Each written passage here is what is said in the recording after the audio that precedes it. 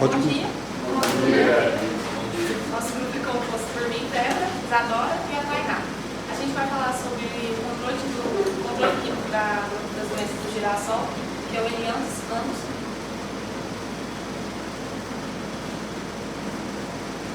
Aqui é o nosso roteiro de apresentação. A gente vai começar pela introdução, estágio de doença, estágio de ingrediente ativo, produto comercial. O desenvolvimento vai ser os sintomas e sinais de 5 principais doenças, depois controle clínico, conclusão e a literatura citada.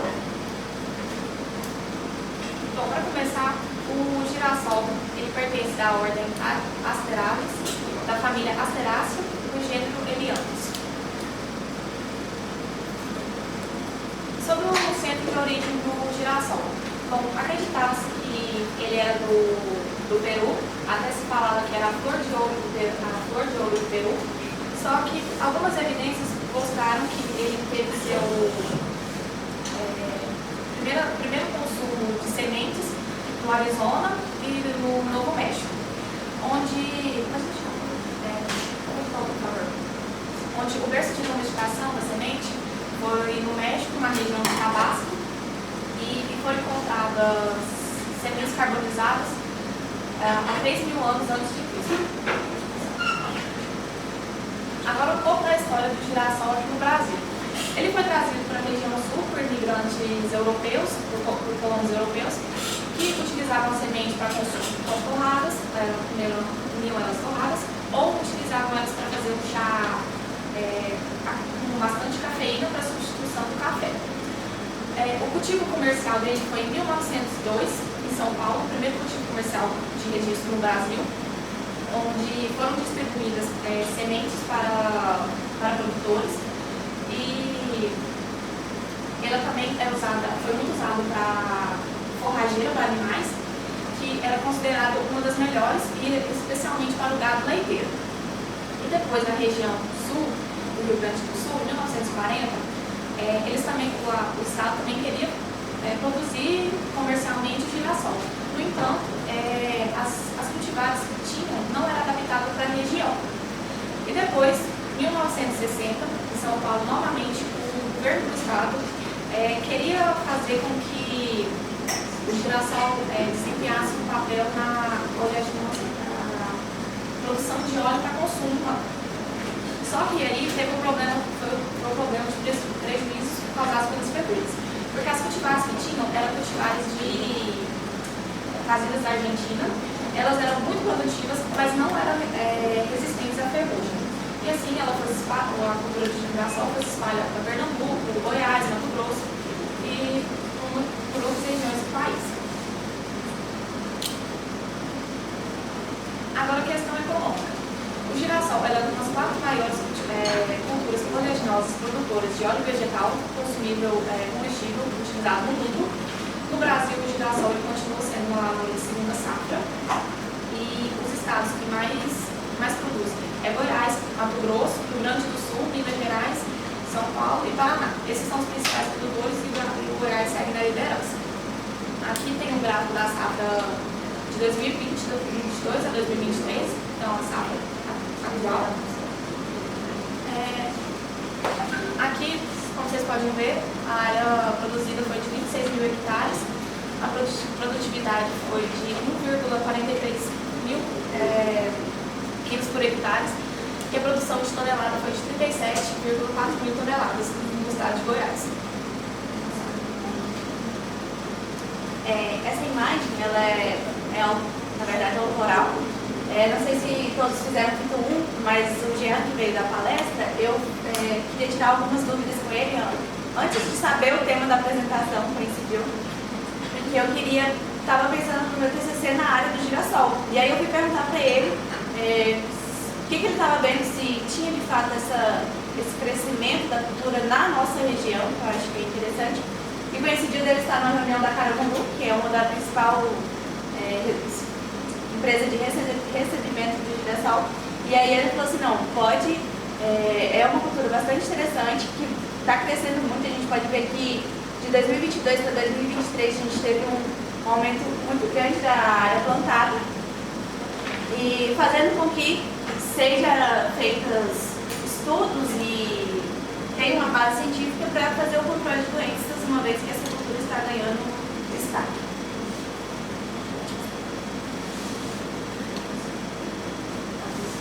Aqui os dados que a gente pegou atualizado no CONAB, mostrando que o girassol em grão tem área produzida 34.718 áreas. 34 milhões, 34 milhões 708 mil. Isso aí. A produção de 56 milhões e 387 mil toneladas. Isso aí. Isso daqui a gente viu bastante em Fito 1, quem não fez, então a gente quer aqui conseguir explicar para vocês por que desse sentido que a gente está aqui apresentando sobre o controle químico e essas interações. Isso daqui é o dentro das relações patógeno e hospedeiro, e a gente tem aqui o ambiente, o hospedeiro e o patógeno. A partir disso a gente consegue identificar a quantidade de doença. Por que eu quis fazer isso? Para conseguir exemplificar por que hoje em dia a gente tem tanto, às vezes, alguns problemas com muitas moléculas que os patógenos criaram uma resistência sobre elas. A gente viu uma pressão na década de 70 muito grande com o uso de defensivos agrícolas, né? Então se usaram muito desordenado, não tiveram, tinham a bula, mas não seguiram a risca essa bula. Hoje a gente colhe esses frutos de muitas moléculas não conseguir controlar determinadas doenças. A gente tem o exemplo, por exemplo, que não é um fungicida, o herbicida era o glifosato. O glifosato matava tudo e hoje em dia ele não consegue ter tanta essa eficácia por conta desse uso desordenado. E aí, o que tem relação a isso com esse triângulo das relações? A gente tem um ambiente, então a gente tem que cuidar do ambiente e saber aonde que a gente vai colocar determinada cultura. Se isso vai ser uma primeira safra, se vai ser uma segunda safra, a gente tem bastante problema com insetos, vetores na segunda safra, porque tem uma pressão muito grande dela de outras culturas. Então a gente tem que entender um pouco desse ambiente, a área que eu vou plantar, se ela já tem incidência de mofo branco, então eu já tenho que ter estratégias de monitoramento para conseguir controlar esse mofo branco. Então entender da sua área, entender qual material você vai usar, porque a primeira base tem o MIT, né, que é o Manejo Integrado de Doenças. Ele vem do princípio do MIT, que é o Manejo Integrado de Pragas, que é o monitoramento. Você conhecer sua área, você saber qual a doença que está mais pertinente ali para você conseguir controlar. O primeiro fator que a gente tem, que a gente olha assim visualmente, é o controle genético, né? Que é procurar cultivares resistentes a determinadas doenças para a gente não ter uma perda ou um prejuízo acentuado lá na hora, por exemplo, do girassol, que é uma cultura de segunda safra, e que os produtores procuram ter uma diminuição de custos para não gastar tanto, porque esse dinheiro já foi gastado bastante na primeira safra. E a questão do hospedeiro também. Então, você conhecer esse hospedeiro, saber, a gente estudou algumas semanas atrás, saber o grupo que ele pertence, se ele é um hospedeiro que vai matar a planta e ele vai ser mais agressivo, então, por exemplo, ele vai ser do grupo 1 e não vai ser especializado, então você não vai conseguir achar cultivares resistentes, então você vai ter que pular para o controle químico, ou ele é, por exemplo, um hospedeiro ali do grupo 5, que tem cultivares resistentes, que você consegue controlar ele mais facilmente. E tem o patógeno também, que é juntamente com o patógeno hospedeiro, a gente tem essa questão dessa divisão de grupos, então a gente entender esse patógeno também, entender a estruturação dele, entender se ele vem do solo, igual o fusário, ou se ele é foliar, igual o oídio e o miúdio, então sempre entender. E esses três fatores juntos, eles vão definir a quantidade de doenças que vai ter ali naquele determinado local, vai também inferir também na questão da agressividade, da intensidade de doença e tudo mais. E aí alguns estudos estão relatando que além desses três fatores ainda tem outros, a questão do tempo também. Semestre passado a gente fez o trabalho do girassol com o mofo branco, e aí teve aquela área abaixo da curva de progresso da doença, onde a gente analisou a severidade do girassol após o tempo que ele fica ali no campo. Então a gente usou o diâmetro da lesão, né, e a gente ia medindo conforme os dias e vendo esse progresso. Então acredita-se que quanto mais tempo de molhamento, mais tempo esse fungo está ali presente na planta, maior é essa área dele de circunferência, né, e maior é a intensidade da lesão, né. Então a gente também tem que ficar muito atento ao tempo. E o outro fator também é o homem. A gente viu que algumas técnicas negativas do homem fez com que alguns fatores tivessem resistência. Então não adianta você ir ali e depois determinado fungicida que ele não vai nem sentir. Ele vai ficar ali de boa por conta desses usos desordenados, dessas coisas que foram fazendo durante o tempo e não foram seguindo certas práticas adequadas. E também tem a questão dos insetos vetores, né? A gente preocupar com esses insetos vetores, ver se tem incidência dele na área. Mais pra frente eu vou falar alguns exemplos desses insetos vetores para a gente ter cuidado com eles e a partir disso a gente tomar iniciativa, se a gente vai ter um controle genético ou se a gente vai ter que partir do princípio do controle dos fungicidas. E agora, brincando que a Tainá tinha falado, né, é importante a gente entender esse triângulo das relações, mas também entender, nós como profissionais, futuros agrônomos, entender esse manual, não sei se seria bem o termo, que é a bula, e fazer o uso, porque a bula nos fornece informações suficientes para visando a manutenção do tempo de eficiência de determinadas moléculas químicas, né? Então, tomar esse cuidado e atentar a essas informações que a bula nos fornece para garantir que a nossa molécula tenha eficiência e eficácia.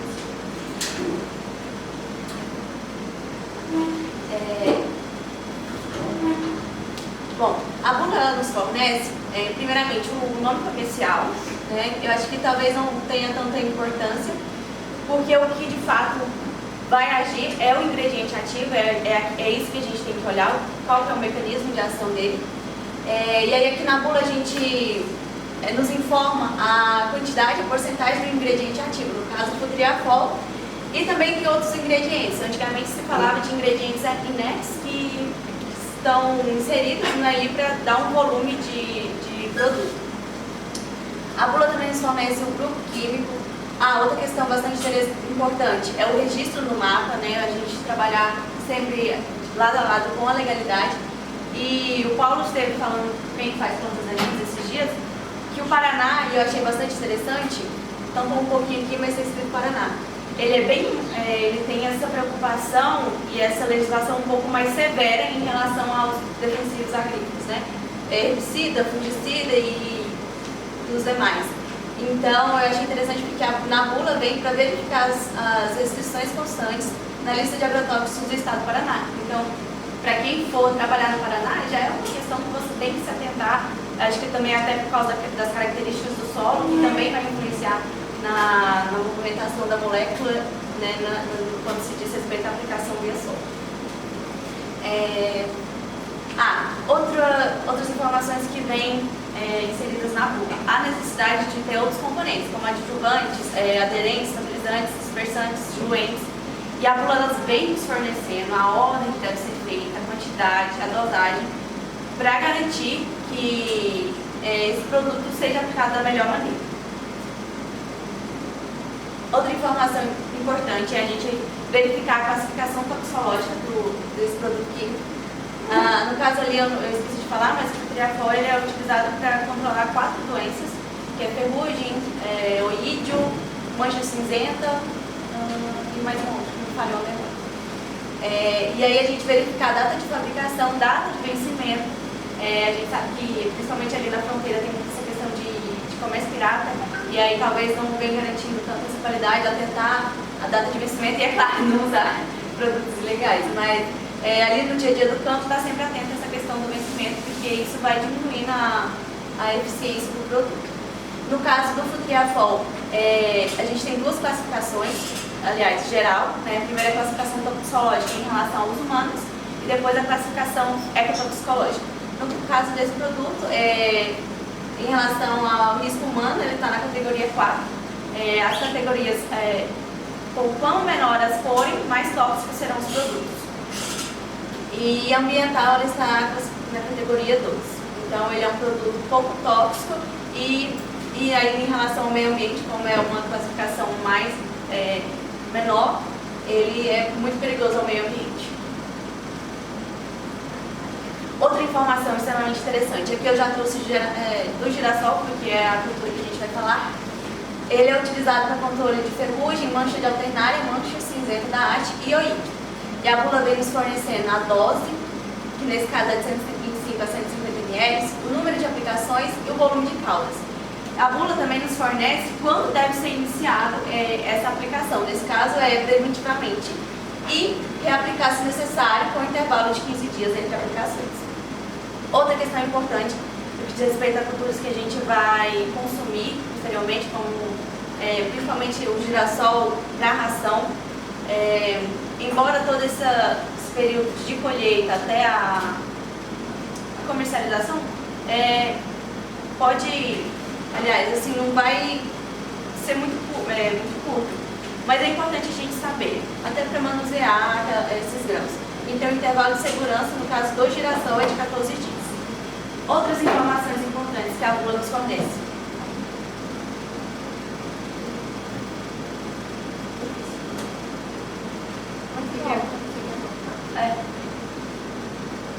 Aí não mexe, é só aqui que mexe, isso aí não está conectado, tá? Você fala que eu passo. Tá. Preparo de cauda e o manejo da resistência, que eu achei bastante interessante. E, particularmente, eu ainda não tinha, acho que da minha vida acadêmica, pegado uma bula e lido ela, assim, do início até o final. Então, vem nos fornecendo, até porque o preparo de caudas, se a gente for pensar na prática do dia a dia, a gente vai misturar herbicidas, inseticidas, e aí a bula vem nos informando qual a sequência de produtos que devem ser adicionados, porque isso vai influenciar o volume da cauda, e o manejo de resistência também informa pra gente quais outras moléculas a gente pode ir intercalando para o manejo de resistência. Outras informações que são importantes, é bom a gente saber dados referentes à saúde humana e à saúde animal, em caso de ingestão ou de posicionamento na pele. Então, são todas questões que é importante a gente estar atento, nesse caso, entre os de EPI, principalmente.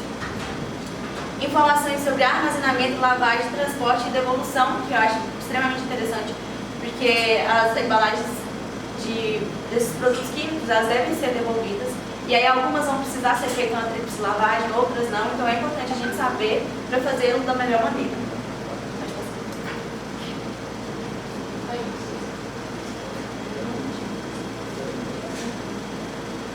Agora eu vou falar um pouco sobre a importância dos fungicidas, inicialmente, principalmente para o controle de doenças.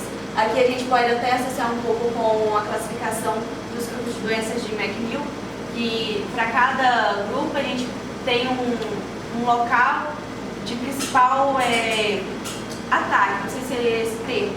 Por exemplo, tratamento de sementes, a gente pensa ali doenças de solo, doenças de armazenamento também, que entra, quando a gente vai armazenar uma semente. Na proteção de folhagens e brotações novas, proteção de ferimentos, tratamentos pós-colheita e quimioterapia. Outra questão que é de extrema importância e alavancou a agricultura, que foi o uso de moléculas químicas. Então, ela teve interferência, e corroborou para o aumento da produtividade, tanto no que diz respeito ao interesse comercial, porque a economia, e a gente sabe que os fungicidas são um dos insumos mais caros, na questão da produção. Então, ele faz esse giro da economia. E no interesse alimentar, que possibilitou um aumento interessante na produção de alimentos. Desinfestação do solo, se a gente pensar aí no manejo entre safras, o ciclo primário das doenças. Então, os fungicidas nos permitem fazer essa redução de fontes de minóculo, que mais pra frente eu vou estar falando do esclerotina, por exemplo, que ela tem uma estrutura de sobrevivência, e é importante a gente ter esse cuidado e essa atenção. Essas estruturas de resistência, aqui o segundo tópico, no caso de esclerose e tem outros também. E no controle dos patógenos de solo, que geralmente são polífagos, que dificulta a obtenção e a síntese de moléculas químicas. E então é interessante a gente ter essa atenção para moléculas que sejam mais de ampla ação e e que talvez possam agir melhor nesses patógenos. E também no tratamento pós-colheita, né, que aumenta o período de armazenamento e a proteção no transporte e comercialização. E aí a gente pensa também em associação com insetos, mas fungos também têm elevada importância.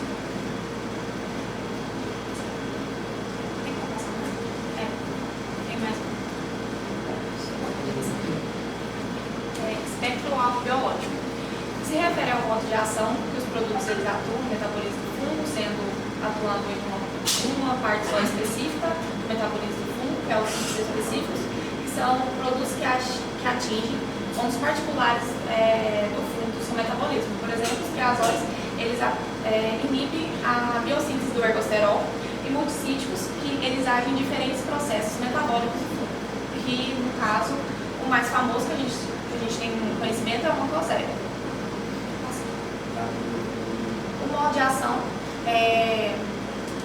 por exemplo, como falou, como é que ele vai agir. Por exemplo, um fungicida, ele pode ter dois modos de ação, tendo duas moléculas, dois grupos. Por exemplo, um triazol, uma espirulina.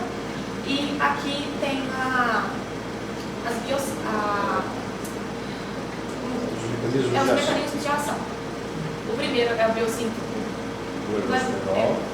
do ergosterol nos membranas, que eu falei que é o triazol, biossíntese de parede celular, indutor de defesa das plantas hospedeiras, que é acidenzolar S-metil. Mitose de divisão celular, respiração, que entra as carboxamidas e ciprilulinas, síntese de ácidos nucleicos, síntese de aminoácidos e proteínas, síntese de lipídios e integridade da membrana, síntese da melanina na parede celular e transdução de sinal, que também é acidenzolar S-metil. E agora eu vou falar um pouco da mobilidade dessas moléculas no campo, como que a gente posiciona essas moléculas de acordo com o que a gente quer atingir a doença do. Primeiro a gente tem o sistema. O que é o sistema? A gente interliga que ele é o que movimenta na planta, ou seja, ele consegue se translocar de acordo com os vasos, igual está aparecendo aqui. O de contato, você tem que ter uma tecnologia de aplicação mais eficaz para ele, porque dependendo se a sua cultura estiver muito fechada, como ele tem uma pouca absorção da planta com ele, você não vai conseguir, por exemplo, se a sua cultura estiver muito fechada, talvez aquelas folhas do bacheiro não vão receber essa proteção. E outra coisa importante nesse tipo de contato é que precisa de adjuvantes para quebrar essa tensão superficial e você conseguir esse espalhamento aqui por toda a planta e conseguir proteger essa planta desses patógenos que vão conseguir interferir nela. E o mesostêmico, que tem uma bastante dúvida em relação a ele, porque confunde ele muito com o sistêmico, o mesostêmico ele tem uma capacidade ele é translaminar e ele transloca somente no limbo foliar. Então ele não tem a capacidade, igual o sistêmico, de translocar em toda a planta. Como ele é translaminar, ele só vai envolver no limbo foliar. E aí, como que a gente vai saber? Eu fico meio confusa na hora ali, eu não sei o que é sistêmico, eu não sei o que é mesostêmico. Uma coisa que me ajudou é entender que as escobilulinas, elas são, além de sistêmica, elas são mesostêmicas também. Ela tem essa capacidade de translaminar na planta. E outra coisa é o posicionamento dessas moléculas. Por exemplo, de contato, talvez você tem que ter uma tecnologia para essa molécula conseguir atingir o alvo mais facilmente. Então, talvez muitos são indicados mais no início do ciclo para você conseguir cobrir essa folha totalmente e proteger ela. Tem algumas dúvidas que a gente associa muito aos herbicidas. O herbicida, ele é para matar a planta, ele é específico para matar aquela planta daninha que está infestando a sua lavoura e que ela não é desejada ali. Já os fungicidas, ele é para impedir essa germinação desse patógeno, para ele proliferar. Então, por isso que a gente tem esses diferentes tipos de mobilidade, para a gente conseguir evitar essa germinação dele, que ele chega num estágio muito avançado que a gente não vai conseguir controlar ele. Aí uma imagem que eu vi assim, na internet, que é que o uso de contato, ele fica pontos na folha. E você tem o adjuvante, quebra a tensão superficial e tem esse molhamento. O sistêmico, como ele consegue translocar em toda a planta, você consegue ter uma maior absorção dele. Então, é como se ele preenchesse toda a planta. E o mesotêmico é a parte com que ele vai só naquelas folhas que já estão ali. Então, aquelas folhas novas que vão nascendo, talvez ele não vai conseguir controlar essas folhas. Então, é importante também você entender a fenologia da cultura que você está estabelecendo, você saber quais dessas moléculas você vai posicionar mais corretamente. Reparem que nessa classificação que ela colocou, os fungicidas são imóveis, mas em alguns livros vocês vão encontrar explicando, né, dois tipos, né, aqueles que penetram na parede celular e aqueles que penetram pelo tubo de penetração, né, os residuais preventivos. Ela não mencionou, mas seria uma outra categoria dos imóveis. Né? Um que circula bem, um que não circula e um que só circula na folha, e aí tendo essa desvantagem da questão de não proteger brotos, não proteger o processo de crescimento, quando a planta expande em folha, quando começa a crescer, o mesostêmico. Né? Então, se pudesse colocar maior quantidade de vantagens, você tem em cima do sistêmico. Né? Mas você tem vantagem e desvantagem, a questão da resistência, né? A indução à resistência do patógeno, né? Vai ser um problema por causa dessa questão de especificidade, por ele ser ciclo específico. E aí a gente tem essa classificação aqui para a gente conseguir entender como que funciona esse modo de ação e qual é a determinada classificação de cada fungicida desse. Então, os protetores, a gente considera que eles são os de contato. E ele atua mais especificamente na germinação. Então, é quando o patógeno ele ainda não se proliferou. Então, ele é um fungicida, como o próprio nome já diz, ele é preventivo. Se na sua área tem uma alta incidência de uma determinada doença, você já entra com ele para ser uma forma preventiva. E aí tem o sistêmico e os mesotêmicos que ele atuam em toda essa parte de germinação, penetração e colonização, que entra essa parte da infecção, quando o patógeno ele já consegue se adentrar a membrana e aí ele começa a causar essa infecção. E a partir desse momento aqui, que é a esporulação, que aí é aqueles sinais que a gente vê, por exemplo, do miúdo, das ferrugens, aquelas virulências que eles já estão ali na folha, e aí tem essas medidas de controle aqui para você conseguir posicionar o melhor. Aqui, dentre isso daqui é as fases de desenvolvimento do patógeno. E aqui é como cada um desses fungicidas são classificados. Então, os protetores eles podem ser classificados como preventivos e os sistêmicos e os mesostêmicos eles podem ser classificados como curativos, erradicantes. E tem um outro, que aqui nessa imagem não tem, que é o antisporulante também, que eles podem atuar nessa prevenção desses patógenos na folha e assim a gente consegue melhor adentrar e saber quais são as moléculas mais adequadas para a gente conseguir usar. Lembrei, né, quando se fala de um fungicida antisporulante, é um fungicida que age na fase do ciclo de reprodução, é a mesma coisa. Ali, ó, pode ver, o ciclo das relações patógeno-hospedeiro, só que o subprocesso. Então você tem infecção, que é germinação, penetração, a segunda fase, que é a colonização, e depois vem a reprodução, que é a mesma coisa de esporulação, porque fungo esporula. Esporular é reprodução. E então, o fungicida anti-esporulante é isso, que impede a reprodução. E a partir desse ponto aqui, que é o mais crítico, né? Porque esses doenças aqui tem uma dispersão no ar, né? Então acaba que isso vai acometendo toda a lavoura e você vai tendo uma maior incidência. Então Ciclos você secundários, né? é o ciclo secundário. Então assim, nesse momento aqui, você conseguir controlar uma doença, talvez é mais difícil quando você já está ali no início. Você tem mais chances de conseguir não deixar que ela se adentre muito ali no campo. Aí essa daqui são as principais doenças do cultivo do girassol. A gente listou 25 contando tanto com a Agrofit quanto com o manual de Fito 2. E aí a gente tem aqui, essas aqui são os fungos, são 20 fungos principais. Então a gente tem a mancha de alternária, que é uma doença bastante prejudicial para o girassol, a gente dá uma ênfase nela. Tem os oídos, os miúdos e as ferrugens também, que são doenças que a gente vê comumente quais são esses fatores que vão ter essa agressividade. E aí, do outro lado, a gente tem, por exemplo, as manchas de alternária, que é do grupo 5. Ou seja, você já tem cultivares que são resistentes, você tem uma maior especificidade. Então, ele não vai matar o hospedeiro. Se ele não vai matar o hospedeiro, ele vai ficar ali se alimentando desse hospedeiro e aí ele tem uma melhor... Você consegue achar mais cultivares resistentes a esses, mas, de novo, aquela pressão por seleção, o uso indeterminado de alguns fungicidas fizeram com que a mancha de alternária fosse um prejuízo. Ela dá grandes prejuízos no girassol por conta dessa resistência. E aqui a gente tem as bactérias, né, que são as três principais, que é a podridão da medula da haxa, a mancha bacteriana e a mancha de crescimento bacteriano. A gente também tem os nematóides das galhas. E esse daqui, que é o que eu estava falando, que é o mosaico comum do girassol, que é um vírus, que é a questão dos insetos vetores.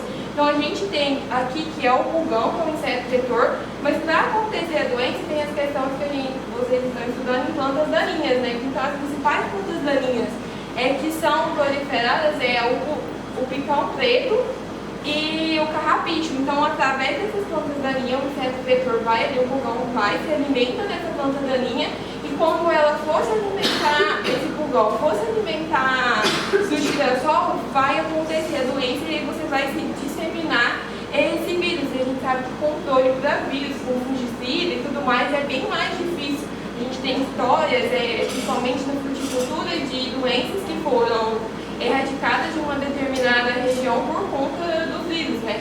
Então, tem uma grande preocupação nessa questão desses insetos vetores em relação a essas doenças.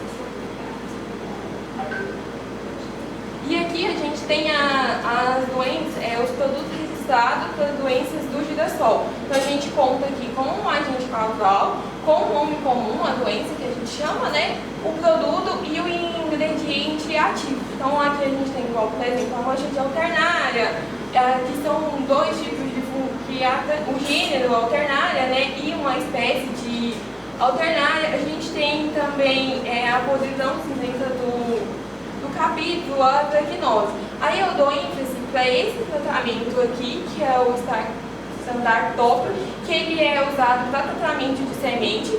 Esse daqui não é um fungicida, ele é um inseticida, tá? Que já está formulado desse jeito. Então ele tem um tratamento para os inseticidas e os grupos, as estubirulinas e os benzimidazóis. A gente consegue ver aqui uma ampla questão de fungicidas sistêmicos nessas doenças aqui listadas. Então a gente tem exemplos desses fungicidas sistêmicos e os diferentes grupos que eles estão atuando. Também a gente tem esse grupo aqui, que é o triazolitione, que é um grupo diferente, que a gente ainda não tinha visto ele, que ele é sistêmico também. E aí a gente tem esse daqui, que para controle de antraquinose, que é isso aqui chama ruibardo, é uma planta, chama ruibardo chinês, é um extrato de planta.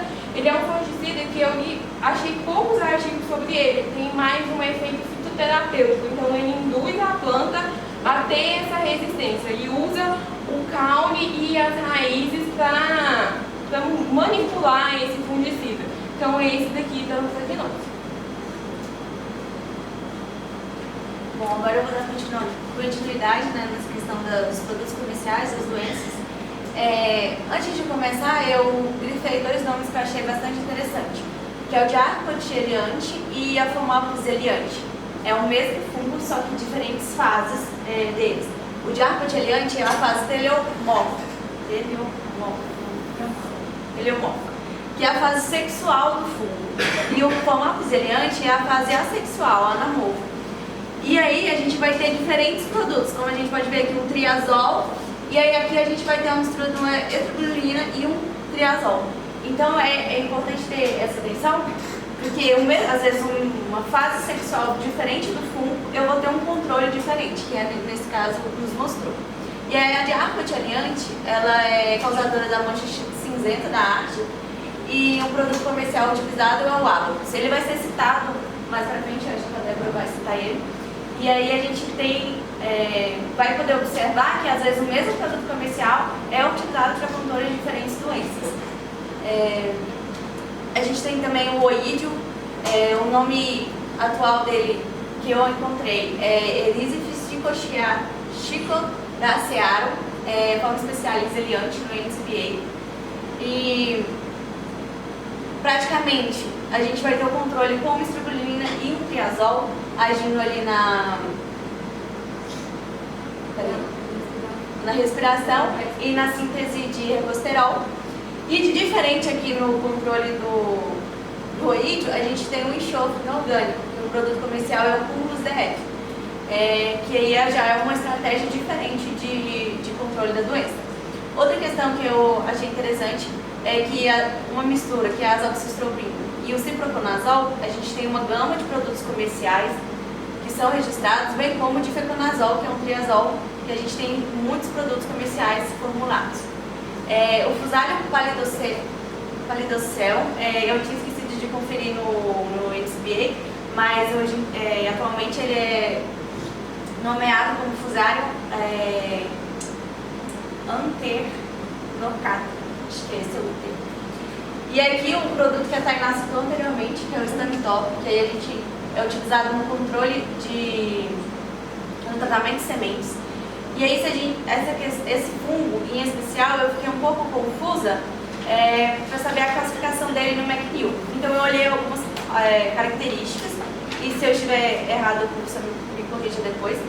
Mas, como ele é a doença comum causada por ele é uma podridão cinzenta, e a principal estratégia de manejo é um tratamento de sementes, eu penso que ele esteja classificado no grupo 3 de McNeil, que são os fungos causadores de doenças e de raízes do colo. Então, logicamente, o controle deveria ser feito principalmente nessa região. Então, o tratamento de semente é uma alternativa interessante.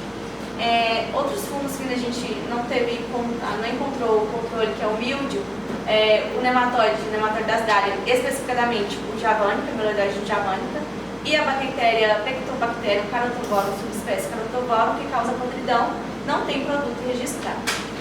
O penicillium, que a gente sabe que está ali no grupo 1 de McNeil, que são fungos de armazenamento e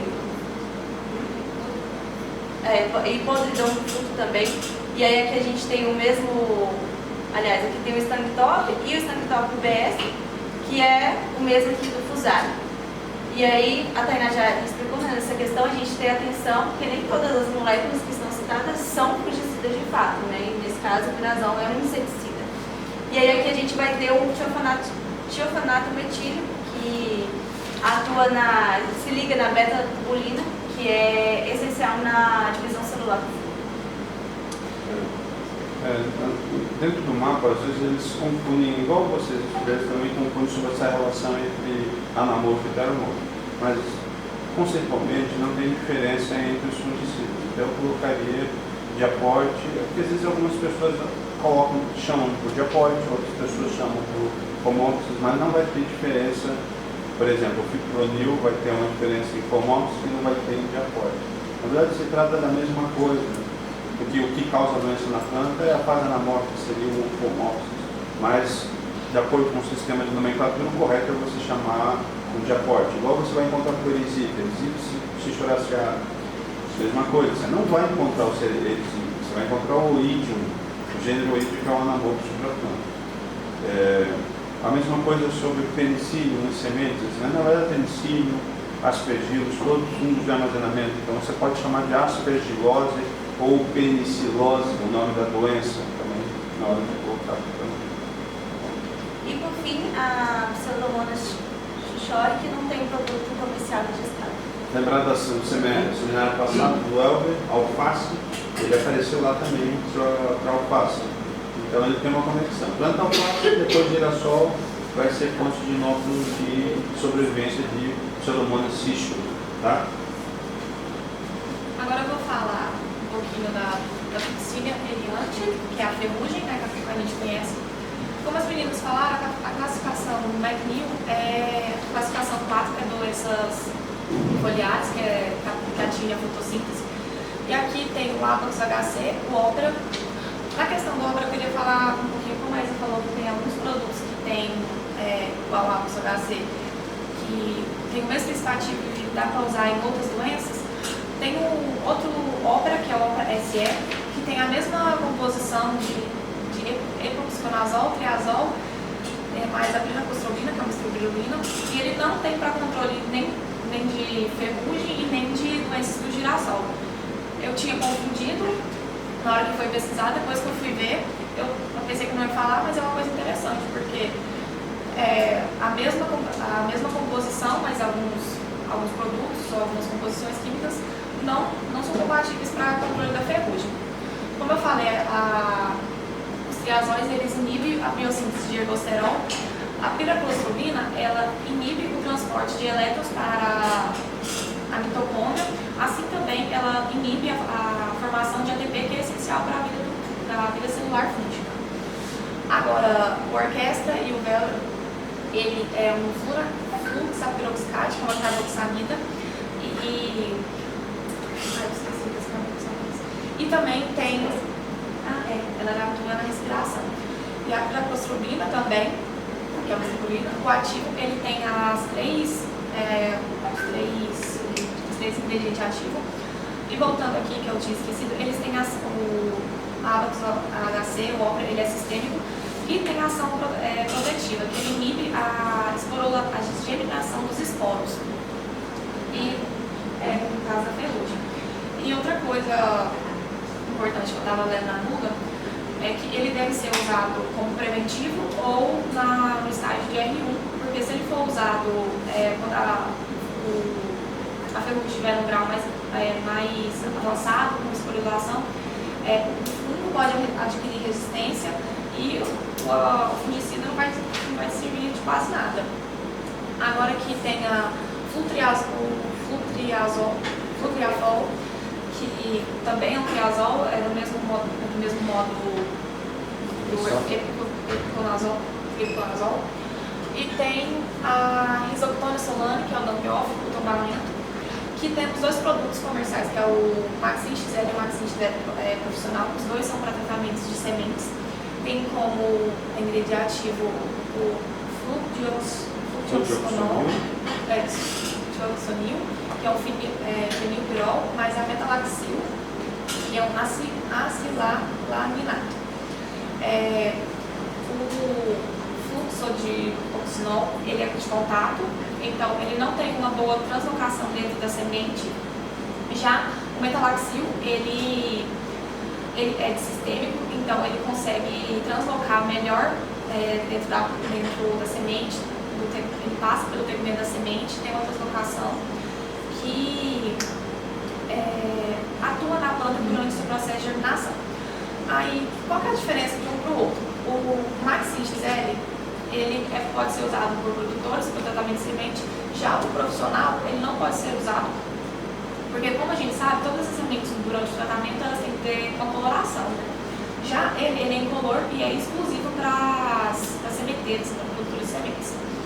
Aqui, que aí ele é incolor, mas por legislação, na hora do plantio e da venda, tem que ter coloração. Então, depois daquela fase de separar todas as sementes e fazer o tratamento, aí a empresa beneficiadora de sementes, ela precisa ter que colocar um corante para comercializar.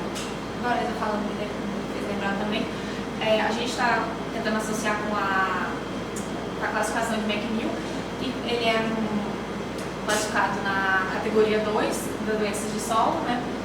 E aqui tem as doenças que não tem produto comercial, que é a podridão da medula da haste, mancha preta da haste, septoriose, murcha e mancha de crestamento bacteriano. Agora a esclerotina esclerotiória, que é o famoso mofo branco.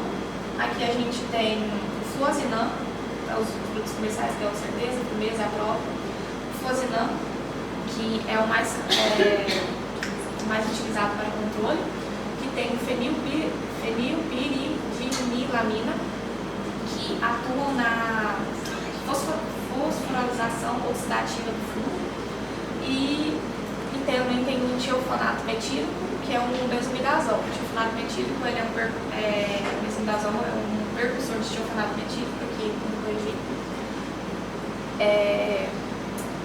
Aqui, agora, o Bravo, Unix 750 e o Fuso, que tem como ingrediente ativo ciprodinil, que ele atua na metionina do fungo, na inibição de metionina, e tem o Spot SC. Esse SC que eu fui pesquisar, tem todas as duas, SC significa suspensão concentrada, ou seja, ele não é impróprio, né? Que tem a boscamilanina e a dimostrobin, que é uma estrobilolina. Pode passar. Agora, aqui temos o fluoxetan, que é o que tem o maior número de doenças, agora o maior número de produtos comerciais. E tem aqui tem o Fighter, a Fight e o Switch, que tem o ciprodinil, que é uma alinopirimidina, e o fluoxonil, que é um fenilpirol. E aqui tem a agroatélia, que a gente conhecia como a esclerotina rhodes. Era isso mesmo. Agroatélia, rhodes. Artéria, tá? Artéria, sem o ar. Artéria rhodes. Eu joguei no MCB e deu a agroatélia. Agroatélia? Depois se você quiser pesquisar aí. E aqui o mosaico comum, que a Fernanda deu ênfase, né, que é transmitida por veículos comuns. Agora pode passar, não tem produto. Não tem produto.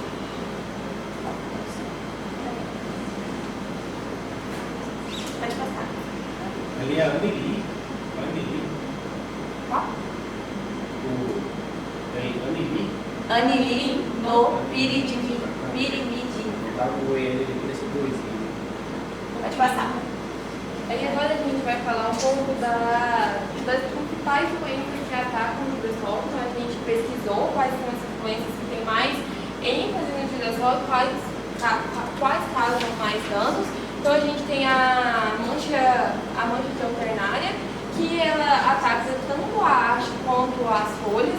Nas folhas a gente tem primeiro esse halo clorótico, e com a agressividade da doença vai formando esse halo necrótico também. Então, primeiro falando da questão da haste e do capítulo, né? O aparecimento de ponto ou riscas necróticas, sendo que nas hastes as manchas são maiores e podem circular toda a circunferência da haste. Então, é o que a gente está vendo aqui nessa parte aqui. Então, tem essa grande área de necrose, e aí isso daqui a gente não consegue identificar no campo com outros fatores, e a partir disso a gente consegue traçar medidas de controle para conseguir controlar. E tem essa questão aqui do capítulo também, que começa a aparecer esses pontos. Pode se confundir com outros tipos de doença, né? Tem muitas doenças que também tem esse aparecimento, mas a principal forma é que o capítulo deita, né? E aí fica com esses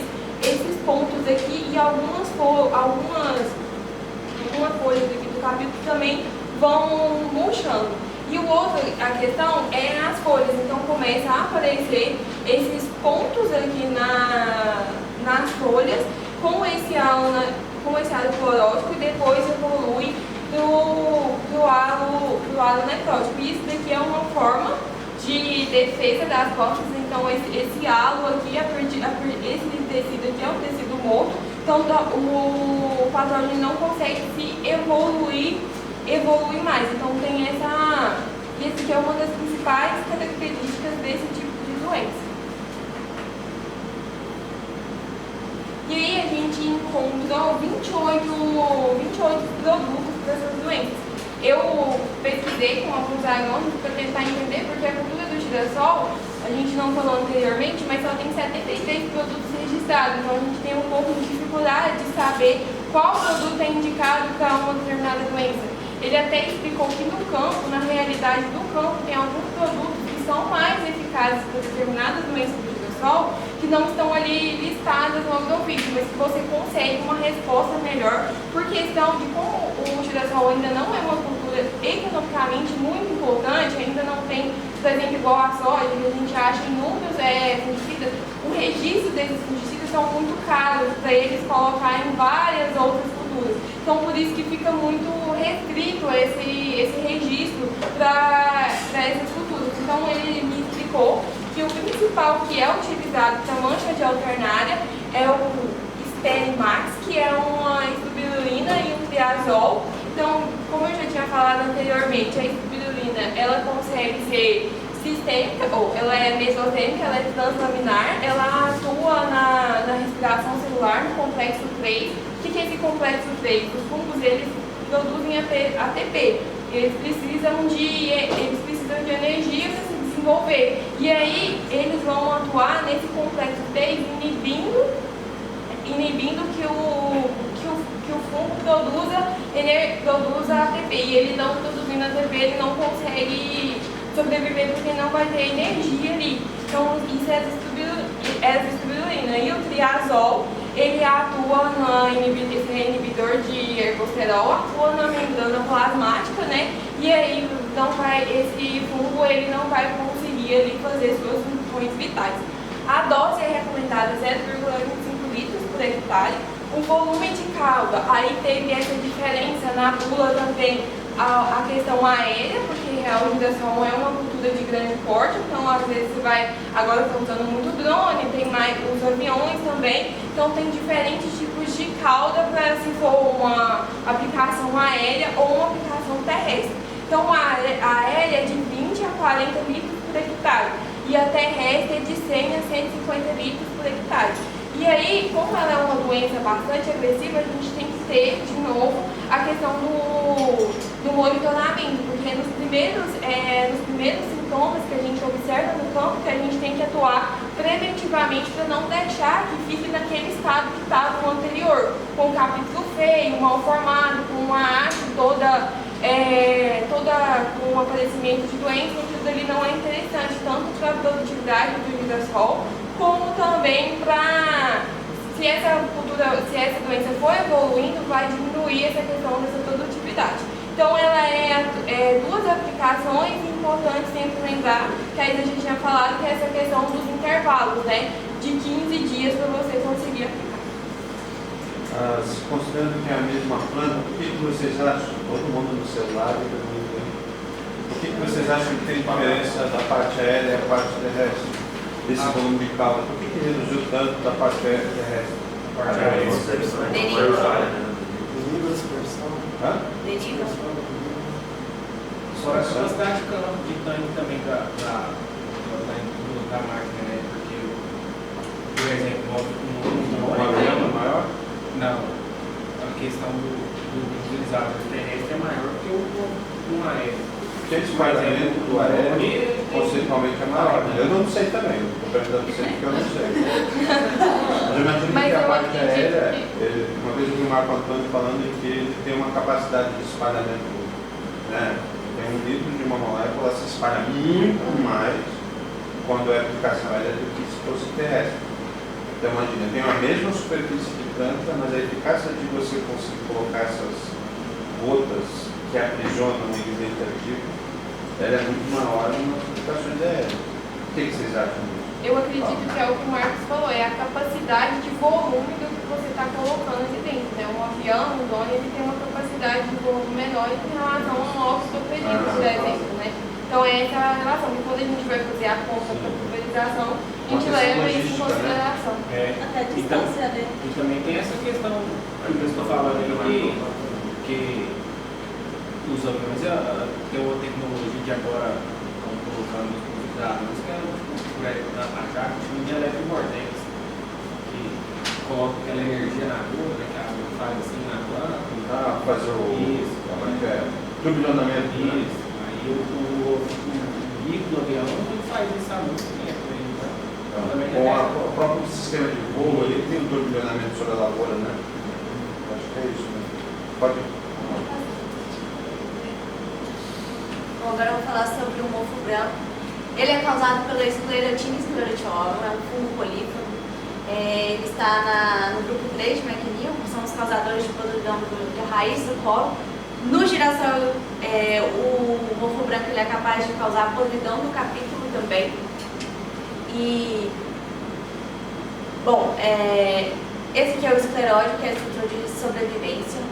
Se a gente for pensar naquela questão do ciclo das relações, esse escleróide vai estar presente no campo, posteriormente a gente vai implantar uma cultura, e aí ele pode causar essa doença. Pode ser podridão basal, podridão mediana da haste, que é ali acima do colo, e a podridão do capítulo, ou pode ser tudo junto também.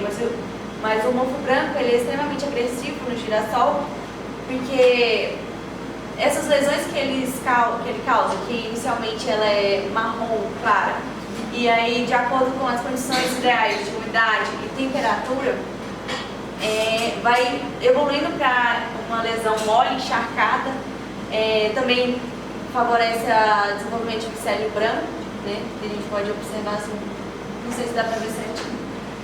E aí vai causar o tombamento dessa planta. Pensando no girassol como uma segunda safra, julho e agosto, a gente sabe que começa a ter um aumento no vento, no moinho, e aí tudo isso vai favorecer o tombamento dessa planta.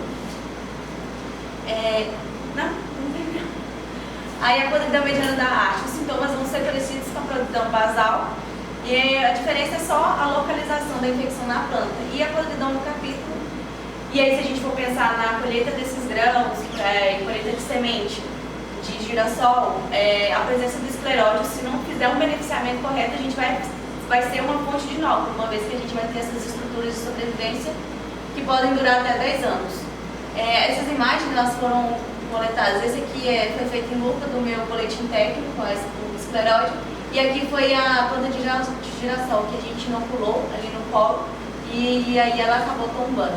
E essa aqui é uma imagem que eu encontrei no site da BASF referente à podridão no capim. Para controle, como a gente viu nos testes e na prova, falou em mofo branco, a gente associa fluoxinam, que é uma fenilpiridilamina. O nome comercial que eu escolhi, né, a bula, que foi o Fluoxinam Nortox. Ele é classificado como um fungicida acarecida, e aí vai depender do comercial também, o que está inserido ali junto com o produto. A dose, aqui eu coloquei aqui e decidi colocar a bula também, assim para a gente estar associando e acostumando a estar olhando, né, na bula. E aí a dose, né, para a cultura do girassol é de 1 a 1,5 litro por hectare. O número de aplicações até 3 aplicações e o volume de cauda de 300 a 60. Aqui, na bula, nos fala para iniciar as aplicações no início do florescimento com intervalo de 10 dias. Porém, se a gente for pensar no ciclo das relações, esse aqui é um manejo na safra, e aí se eu já tiver uma área infestada e eu vou iniciar as aplicações só no florescimento, não bate a conta. Então, até a Débora citou um produto que eu achei ali prescrito dessa fase inicial, que é o CTZN, que é utilizado no tratamento de sementes, e ele é o fluoxinam com o sulfonato metílico, né? A gente já explicou como é que funciona. O fluoxinam ele atua na ATP sintase, na obtenção de energia do fungo, principalmente. E aí tem essa opção pra gente. Eu achei interessante falar, eu não citei, mas se alguém tiver interesse no artigo, que tem um artigo da Embrapa, que eles fizeram uma pesquisa pensando no plantio da soja, né? Então eles fizeram esse manejo antes de aplicação de fluoxinam no solo, visando esse controle no ciclo primário ali, do escleróide que está no solo, tentando reduzir essa fonte de nódulo. E aí eles fizeram, e aí obtiveram aproximadamente uma redução de 80%, né? Que eles fizeram esse tratamento na entre-safra, quando colocou a cultura, e aí eles corroboraram dados da safra anterior, manejo na entre-safra e a safra posterior, e aí teve uma redução de 80% de incidência do mofo branco. E aí esse produto, eles acreditam que ele foi absorvido pelo escleróide, e aí ele atuou, né, assim como ele atua no fungo ali, como ele atua no ciclo, no período da safra, no escleróide ele também teve essa eficácia. Isso é muito polêmico, né? Esse tipo de tratamento se for uma pulverização no solo. Sim. Concorda comigo? Assim como mata o escleróide, ele também vai matar outras coisas, vai exterminar tudo que existe no solo. Aí eu achei interessante de comentar, porque É polêmico, tá? Agora eu vou falar da ferrugem. Elas são pústulas circulares de 1 a 2 milímetros de diâmetro. Ela pode ter coloração alaranjada, preta. Aqui, como vocês podem ver, ela já está numa fase muito agressiva, muito avançada. E aqui vocês podem ver que, não sei se está dando para ver bem direitinho, mas as folhas elas começam a ficar amareladas. Aqui, ó. E ela pode ocupar toda a superfície da folha e até mesmo pequenas partes das sépalas. E para falar um pouco da reprodução desse fungo, que as ferrugens, elas são por esporos, né? Elas fazem uma esporulação. E elas têm 2 tipos de esporos, que é uredeosporos e uteriosporos. Uredeosporos, eles são assexuados e são pústulas menores que comparado com grão, são como se fossem grãos menores, podem ser disseminados pelo vento, por insetos vetores. E elas são menos resistentes no ambiente do que os teliosporos, que são considerados perfeitos. Só que eles são de fase sexuada e eles são maiores. Quando eles vão fazer na parte reprodutiva, que é passar de uma planta para a outra, eles fazem a base de uterosporos, que essa eu estou tentando explicar, que é para passar de uma planta para a outra. Porque assim, durante o ciclo do girassol, ele forma a fase de ureia. A ureia destrói a planta. Quando chega o final do ciclo, começa a formar nas folhas do girassol a fase teliospórica, que é formar um teliósporo. Daí, nos períodos de entre safra, o teliósporo pode ficar germinando e ele pode germinar e formar a fase basidiospórica, né? Que é formar esses basídeos. E aí isso vai gerar variabilidade. Isso é muito ruim. Se o ciclo se corta, né, algumas doenças só fica a fase uredinial. Dá a fase urésia, mata a planta, depois ela fica sobrevivendo, né, pelos mecanismos que ela possui. Se ela possui isso é um mau sinal. E agora eu vou fazer uma associação com as matérias que a gente anda vendo, que, como a gente sabe, a fotossíntese era muito importante na fase 3 da germinação da semente. E como